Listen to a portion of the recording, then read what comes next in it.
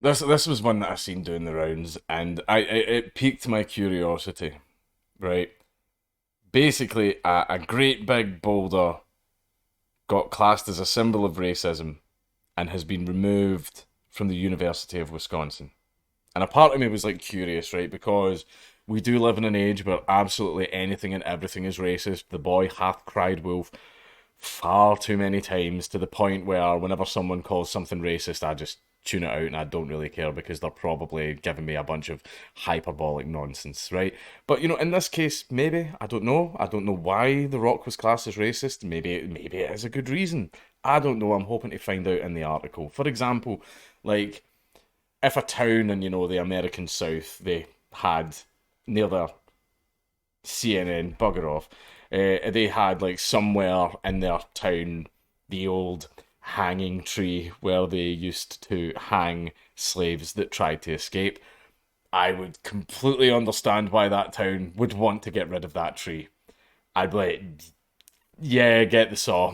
Like I completely understand why you would, just kind of want to get rid of that. That I completely understand. But a great big rock, however, I don't know.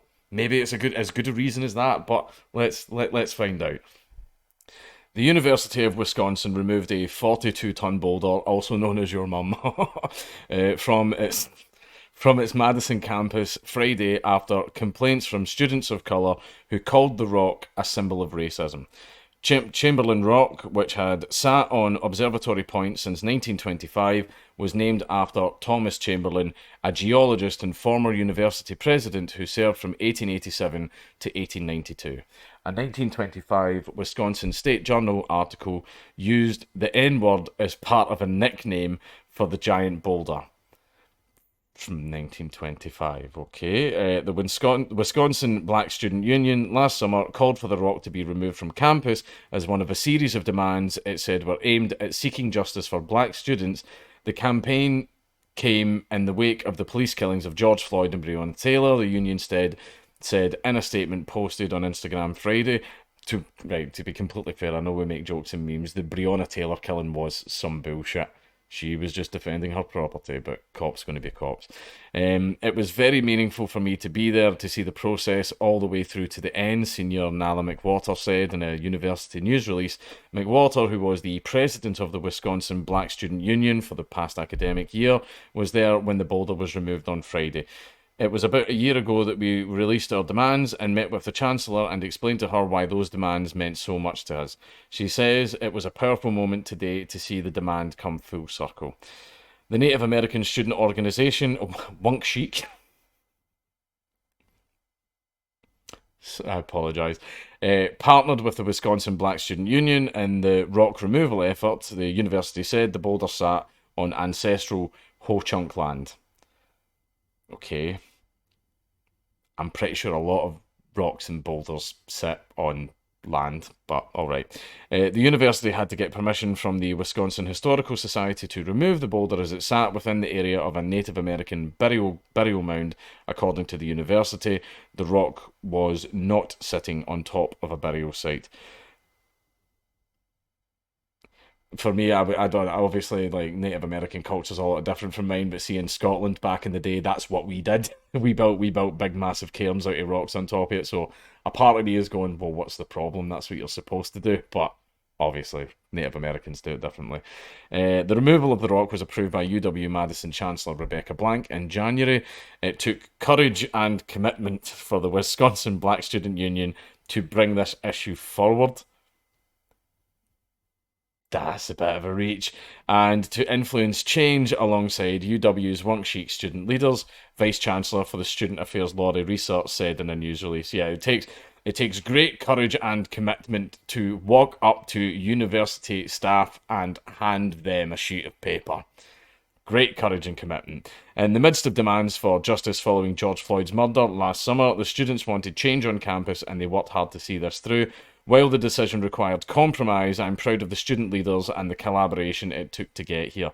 UW student and activist Ayomi Obese told CNN affiliate on Friday that removing the rock meant a lot to her and others who fought for its removal. It's showing that our hard work isn't going to waste, and if we keep pushing forward, change can come. We're seeing that with events like today. Okay, I'm still waiting for more explanation as to why this rock was racist, and so far all we have is it was given a nickname in 1925, which I'm going to assume has not been used for a very, very long time. I'm hoping there's more. I wanted to be fair here. I am hoping that there is so much more than that.